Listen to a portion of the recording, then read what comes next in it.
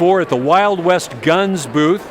We are down in the catacombs with Jeremy. How you doing, brother? Good, sir. How are you guys today? Very good. And the sir thing doesn't really apply to me anymore, but I appreciate you. I appreciate it's a leftover from my days, you know. A few days, yeah. A few days back, right? Yeah, you got almost as much gray as I do, brother. Yeah, it was a long time since I've done that many push-ups. Knuckle push-ups Yeah, at that. So, just happened to stumble across you. I recognized some of your pieces here, and give me a little bit of background. How long have you been doing Wild West Guns? You know, so Wild West Guns has been in business. And there's a man after my own heart. For over 30 years. And my liver. Yeah, that's my dad. He started this way back when. Okay. As a over 50-year-old man, I can remember him working on guns while I rode my big wheel around in the garage. So yeah. Where it all started, if you want to go back that far. But you know, we started building lever guns and started doing all that stuff up in Alaska at our shop up there. We do stuff on all these marlins and take. I'm going to jump in real quick. Sure. What area of Alaska? We're in Anchorage, where okay. we started. Yeah. Yep. So we started off in Anchorage, and we started building up. At the time, he was doing a lot of competitive shooting, so that's why you see a lot of pistols and stuff on there, and that was kind of our bread and butter to start off with.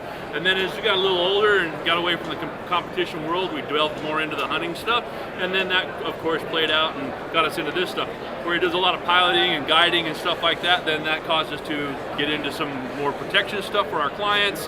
And when you own a gun shop and you also have a guide business and things start kind of mingling together, the next thing that falls out is Wild West Guns. So I think we decided this is our 28th or 29th year here at SHOT Show. We've lost count, but we've been coming here for quite a while, and we have definitely sold a lot of lever guns and a lot of custom parts and met a lot of great people. So. Outstanding, and as you know, because you're a resident of Alaska, the whole concept of bush pilots, what have you. Yep. I mean, you could say that I spent some time there, so I kind of know. Absolutely. But a downed pilot getting lost out in the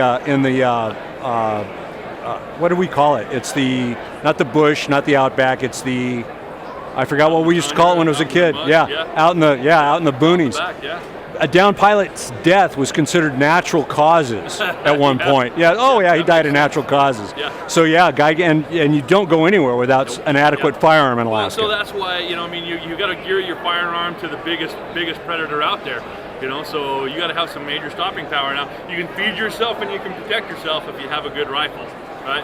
And if you don't have the right rifle, you'll feed something else. Yeah, you become part of the food chain. Yeah. You stay at the top of the food chain or become part of the food chain. That's right. I actually live here in Las Vegas. I did spend time up in Alaska before I came down here, but I run the store here in Las Vegas, where we split off about 13 years in the Alaska store and the Las Vegas store. And so I do all my stuff here in Las Vegas. He does all this stuff in Anchorage, Alaska, and we just kind of make everything work for everybody. And so you can get us at either stores, either location. We both do the same stuff, and we'll continue doing that for as long as we can. So. Outstanding. And sir, still in Anchorage area? Very good, very good. So when did you start the concept? Well, I imagine you started the guide guns. You were probably doing the guide guns with the time frame that you're talking about. Were you doing the guide guns even before Marlin started making them? Oh, absolutely. So we built them back in the day when Marlin was actually even talking about stop making the guns. And so we went to Marlin and said, hey, if you guys, before you stop making them, if you build us a bunch of them, and they agreed to it, and then they never stopped making it, because once we started putting them out on the market, it kind of got a little bit of a flare again and took off. So it's nice to say we kind of credit ourselves as being the guide gun originators. Matter of fact, we got one right here that says Alaskan Guide on it, and that's exactly where it came from. So then, of course, when you got something good, then the big boys got to copy it and come down the line. So. Yeah, exactly. But did you find that they became an immediate competitor to you in a negative way, or oh no, absolutely. Not so much? They provided us a good rifle, and it gave us a good place to start off with. Now there's nothing against them, but they're mass producing them. Yeah. I'm taking each one of them and spending 20, 30, 40 hours with it. So no matter what they do, they're touching it for maybe a few minutes, and I'm spending a week with it. So yeah. It doesn't matter. Their guns are good quality. It's good stuff. It always has been. But what we do is just a matter of time. Right. They're trying to produce them fast, and I'm trying to produce them good. Yeah, they're putting them on the production line, and they're giving it a quick off-ramp for a while, and then it comes back to the production line. Whereas you're actually fine-tuning these pieces. Right. What are the calibers that you typically work with? So our number one caliber is a 4.57 Wild West gun, which is a Magnum 4570. It still lets you shoot the 4570, you can shoot the Magnum, and you can single feed a 410 shotgun shell through it. So a 4.57 Wild West gun is pushing a 350 grain bullet about 2,350 feet a second, as opposed to the 4570, which is sorry.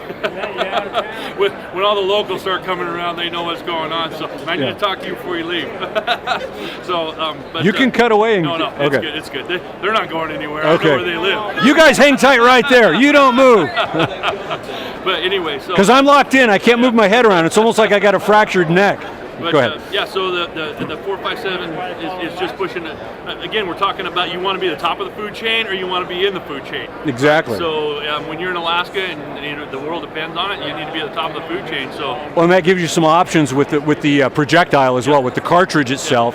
And are you able to convert a factory manufactured 4570? Absolutely. Okay, so you can upgrade that. The reason why we were able to convert it is because we wanted to soup up the 4570, because really not a lot's been done with 4570 since Custer left it on the camp up at Bighorn, right? Yeah. So and it's still the same cartridge, it's still the same stuff. So we decided, hey, here's a great opportunity to modernize a cartridge that's been around for a long time. Problem is we were souping them up so hot that we were afraid someone was going to stick one in Granddad's old trap door and blow the whole thing up, and then we were all going to get sued. Yeah. So we decided we'd better do a little something with it, so we made it just long enough that you can't close it on a regular 4570. We went to Sammy, we got it all approved, Sammy approved cartridge, everything's available online, and you can buy it, load it, and we sell it, and you can buy it pretty much anywhere. So. But you can reverse engineer it and put a traditional 4570 into this it's into not this big chamber. Enough that you can't still continue to shoot the 4570 by lengthening the chamber out, let you single feed a 410 shotgun shell.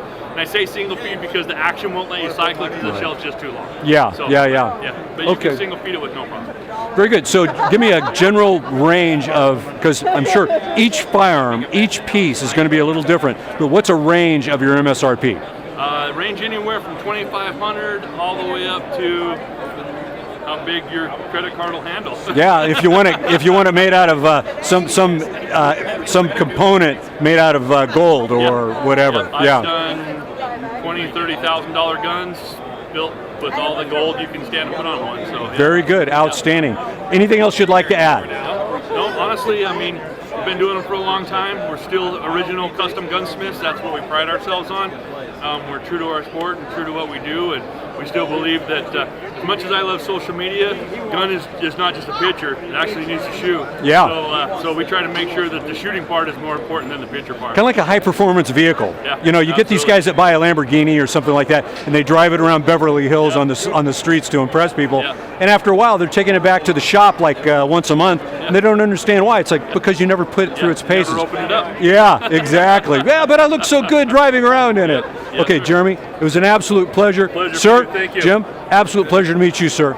Kudos. Travel well home, sir, and you travel well, because I know, those streets of Las Vegas can get pretty crazy.